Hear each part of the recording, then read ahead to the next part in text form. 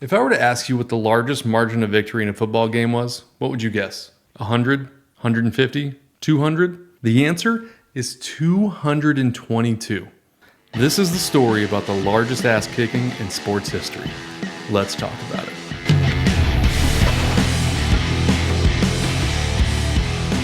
Yeah, you heard that right. In 1916, Georgia Tech, led by Coach John Heisman, yes, that Heisman, beat Cumberland College 222 to nothing.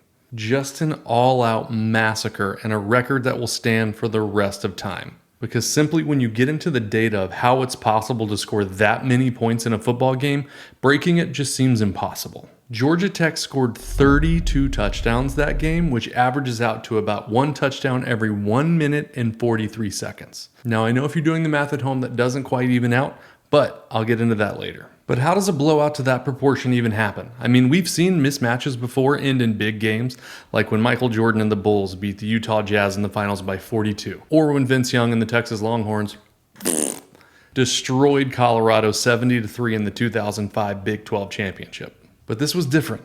This was a personal vendetta against a team that never even planned to take the field. The year before, in 1915, Cumberland actually decided to disband their football team entirely, which makes sense when you realize their head coach was actually just a local reverend who didn't know the game of football and actually hated how violent it was. Which is a weird stance to have when you're the head coach of a football team. He reportedly had his own philosophy on the game and had like really weird drills at practices. Like there was one instance where people said he would line them up in a circle, make them all close their eyes, walk around and place a football behind somebody, and then they would all have to guess who the football was behind. Shocker, at the end of that season, everyone on the team decided to say, "Fuck this, we're out," and left, thus leading to the team being disbanded. But if they disbanded the year before, how did they even get to a game in 1916? The answer? Vengeance.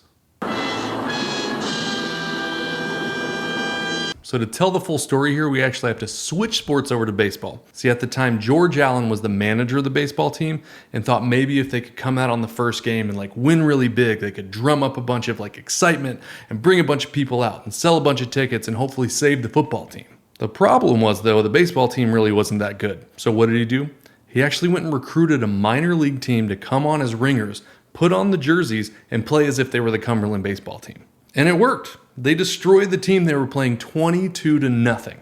And can you guess what team they beat? Well, if you said Georgia Tech, congratulations, you're paying attention, and you understand how the flow of a story works.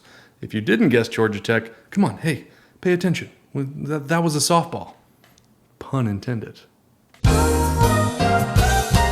What you might not have guessed, though, as the manager of that baseball team was John Heisman. And he was pissed. I actually had no idea before filming this that the man who the most prestigious award in college football is named after was also a baseball coach. And then looking further into it, turns out he was also a basketball coach. At one point in time, he coached basketball, football, and baseball for Georgia Tech. That's pretty crazy. Anyway, back to the story.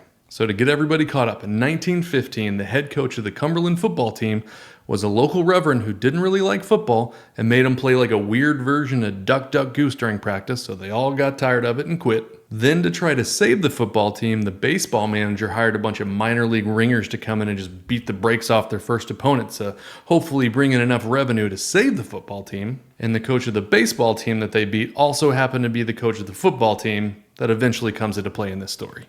I hope that makes sense. What? So the 1916 season rolls around and Cumberland is set to play Georgia Tech. The only problem is Cumberland doesn't have a football team anymore. So you would assume that having no football team means that the game just doesn't happen and they get to forfeit. Well, not in this instance, because like I said before, the coach of that football team was also the coach of the baseball team, and he was out for, like I said earlier, vengeance. He threatened legal action against the school, saying that they would owe them $3,000 if the game didn't happen, which the school didn't have and it would probably bankrupt them. He then counteroffered and said, "I'll give you $500 plus an all-expenses-paid train trip to Atlanta just to make sure this game happens." But that doesn't change the fact that Cumberland actually doesn't have a football team to go play in this game. So the baseball manager, George Allen, is now named the football manager and is in charge of recruiting players to come be on the football team. So he rounded up a handful of his fraternity brothers, as well as a couple law students, and headed out to Atlanta to play a football game against the best team in the nation, against a coach who not only holds a grudge against your school, but you personally. There was still one problem though. Since there was no longer a team, the school sold all of their equipment and uniforms and things like that. So the night before, they broke into a local high school and stole all of their uniforms and equipment. Assholes. Their train had to stop in Nashville, and being no stranger to trying to recruit ringers onto his team, he took this opportunity to see if any Vanderbilt football players would like to join their efforts. Sadly for them, everyone declined. Though they didn't leave Nashville empty-handed, they were able to recruit a local news reporter for the Nashville Tennessean, J.W. Johnny Dog Nelson, to join the team. But there were some reports that said some of the guys never got back on the train and didn't make the trip to Atlanta, so I guess that whole trip was really a net negative. It should come to a surprise to no one that the guy who successfully recruited a ringer team of minor league players to play in a college baseball team, who then stole a bunch of equipment from a local high school team, and then again tried to recruit a bunch of ringer players to his team, went on to become a lawyer and got into politics and became friends with several presidents that he then chronicled into a book called Presidents Who Have Known Me. That's actually the title of the book, Presidents Who Have Known Me. Real piece of work here. When they got to Atlanta, they figured they needed to practice and figure out some sort of strategy, but nobody really knew anything about football and they didn't know any plays. So what they did instead, they gave each individual person the name of a fruit or a vegetable. They would be like turnip to carrot, and that meant the guy who was turnip would give the ball to carrot. Or they would say like potato over radish, and the guy who was potato would run behind radish. Seems like a winning strategy. I wonder whatever could go wrong. It's finally game day. October 7th, 1916, a day that will live in the sports record books for eternity. Georgia Tech wins the coin toss and decides to defer to the second half. And on the opening kick, the man who was slated to start at quarterback, Edwards, is knocked unconscious and Cumberland gains 0 yards. Shocker. But miraculously on the first play, Cumberland actually rushes for 3 yards. And then the shit show begins. That first rushing play would be only one of 4 times they would even cross their own line of scrimmage. The next plays gain no yards and they punt, and on the first play of the first series, Georgia Tech scores a touchdown. Georgia Tech then kicks off to Cumberland, and they actually gain 5 yards on that kick return. But then on the next play they fumble, Georgia Tech picks it up, scores another touchdown. Then again, on the first play of the next possession, Cumberland fumbles, and Georgia Tech recovers. Then 2 plays later, they score. We're not even 10 plays into this game yet, and the score's 21-0. The next possession is a 3-and-out, and again in 2 plays, Georgia Tech scores, 28-0. Then on the next drive with a clear path to the end zone, Everett Strooper takes a knee on the 1-yard line to give Canty Alexander, a senior on that team, the opportunity to score his first touchdown ever. Seems like a wholesome and heartwarming part of the story, until you realize they did the same thing last week, and on 3 straight plays, the lineman just moved out of the way so that Alexander would just get creamed and never score. Though when they did it this week, all the linemen just hit the ground. In an almost like instinctive response, so did all the Cumberland players. So the ball is snapped, everyone but Alexander hits the ground. All he's got to do is catch it and run into the end zone.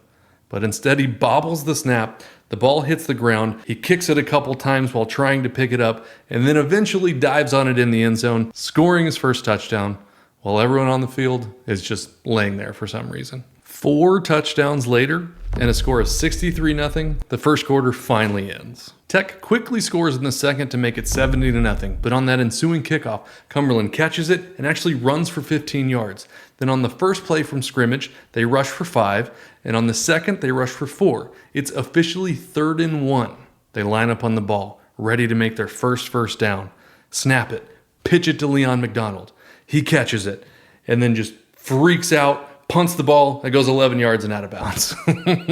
Tech gets the ball back and then scores again. Shocker. But when they kick it off, they actually outrun their coverage. So the Cumberland player catches it. The Georgia Tech players somehow run past him. He's looking at like open, clear spaces. They might have a chance to score. He takes off and then runs into one of his players on the 20-yard line who's on the ground searching for his glasses. Like, what is this, fucking Scooby-Doo? Hey, my glasses! I can't see without them. They should be around here somewhere. The next play is a pick six. It's 1916, so there's no such thing as concussion protocol, and hell, I don't even know if they know what concussions are back in the day. Tell the truth. Tell the truth. So Edwards, who was knocked out on that first opening kick, is back in the game at quarterback and takes a snap directly to the face, knocking himself out again. 2 plays, 2 concussions. Poor guy. If you're keeping up and keeping score at home, we're still in the second quarter, and it's like 1,000,000-0.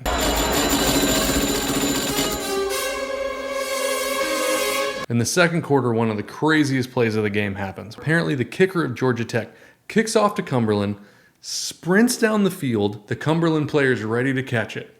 It bounces off his head, and the kicker, who's sprinting down the field, catches it and scores a touchdown. He kicked off to the other team and scored a touchdown, catching the ball that he kicked himself. Wild stuff. It's halftime, and the score is 126-0. Allen goes to talk to Heisman, hoping that he'll agree to a forfeit. The whole point in keeping the game and Heisman's threat to charge them $3,000 was simply because they needed to keep the game to make the money in ticket sales. Well, the game happened, tickets got sold, people were there, now let's just call it quits. I mean, it's 126-0. So Heisman agrees to take some pity on them. Not by letting them forfeit the game, but instead, the second half will be played in 12-minute quarters instead of 15. Now, if you remember earlier in the video, if you did the same math I did, we would have gotten different numbers. But I said I would explain later why I got the number that I got. Well, here it is. They didn't play a full 60 minutes. They played about 55. Full circle moment here on High-Fiving Strangers. Heisman then gave a halftime speech to his players that goes as follows. "You're doing all right, men. We're ahead. But you can't tell what those Cumberland players have up their sleeves. They may spring a surprise. Be alert, men. Hit 'em clean and hit 'em hard." Just the ultimate football guy move. You're up 126-0. You've scored on every single play. You caused 9 turnovers. Heck, their longest play has only been for 5 yards. But the second half is a new game, you know? It's 0-0. Don't let up. Let's go. And what's crazy, he was actually kind of right. Cumberland came out of the second half ready to play, marched down the field, and scored. I'm just kidding. The beatdown continued. In the third quarter, twice concussed Edwards makes his way back into the game, and then proceeds to play hot potato in the backfield with JW, Johnny Dog Nelson, because neither of them want the ball. They know that possessing the ball only leads to pain, so they just toss it back and forth saying, "No, you have it, you have it." And then eventually a Georgia Tech player tackles them both, and Edwards is again helped off the field. By now, several players are injured, several more are faking injuries so they don't have to play. One apparently runs off the field and jumps over a fence, and then there's another account of 2 players hiding under a blanket on the sideline simply to avoid going back into the game. And then apparently at some point, JW, Johnny Dog Nelson, is actually chased by a dog on the field. Just pure pandemonium all over the place. The third quarter ends and the score is 180-0.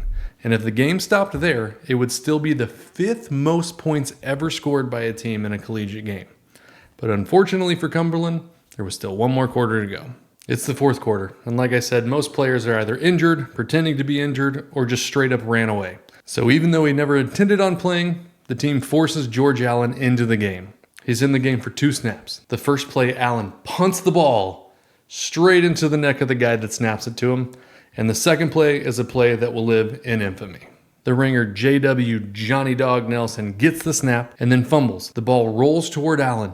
Nelson yells, "Pick it up!" Allen looks at the ball, then at the players running towards him and says, "You dropped it, you pick it up!" Which is a hilarious exchange on a football field and actually inspired the title of a book by Jim Paul. What's funny, on the bottom little section there, you can see he really wanted to say ass kicking, but had to keep it PG and instead said tail thumping. The final play of the game is the only time the Cumberland players actually did something worth writing down on defense. Shout out to the dudes still out there just trying. They executed a play called climbing the ladder, which is exactly what it sounds like. Georgia Tech was attempting an extra point. They built a human pyramid of sorts and tossed a guy up to block the field goal, which he did, but unfortunately he blocked it with his face, leading to a gruesome injury where he went from looking like this to looking like this. Damn! The final whistle sounds, the slaughter is over. The score is 222-0. Kind of a poetic irony there, right? The baseball game ends 22-0, and because of a blocked extra point, the football game ends 222-0. And in his second ultimate football guy move, John Heisman decides that wasn't enough work, so the Georgia Tech team then scrimmages each other for 30 minutes after the game. You're up by over 100 points at halftime and you're like, we got to do good, guys. They might be able to pull something out of their ass. And then after you win 222-0, you're like, that wasn't good enough. We need more practice. And then they do a 30-minute scrimmage. Well, I guess to be fair, he probably had way more than those two football guy moves, but like those are the two big ones. It's hard to get a real gauge of how many yards Georgia Tech actually gained that game. Some accounts say like 922, some say as high as 978, but those also include all of like the punt return yards and kick return yards. But I did find one place that said they rushed for 471 yards. Either way, it's a shitload. What's crazy too is they did all of that and never even attempted a forward pass, which upon hearing, every Iowa fan in the nation is just super jealous. You mean you can score 222 points without even attempting a forward pass? A boy can dream. Cumberland ended with negative 42 yards, no first downs, and never even crossed midfield. 9 fumbles, 6 interceptions for a combined 15 total turnovers, and 7 of those turnovers went back for a touchdown. They did complete 2 passes though, one of which was actually the most yards they gained in one play, 10. But Clint, I thought you said they didn't get a first down. And then you said they had a pass go 10 yards. What gives? Well, that pass came on 4th and 22. So even with the 10-yard play, they were 12 yards short of a first down. But when you think about it, the fact that they scored 32 touchdowns and didn't have more yards is actually pretty crazy until you think about field position. All but 3 of their drives started on the Cumberland side of the field. And 12 of those drives started in the red zone, which translate to about 97% of the game being played on Cumberland's side of the field and 73% of that being played in their own red zone. Just an ass kicking of epic proportions and records we will most likely never see be broken. Thanks again for watching. Like, subscribe, and let me know down in the comments what player, team, or event you want to see me cover next. The best way to support the channel is buying merch. You can check that down below. And as always, get out there and high five some strangers.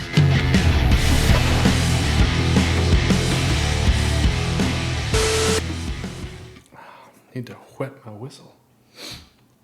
Allen approaches Heisman hoping that he will burp in the middle of talking.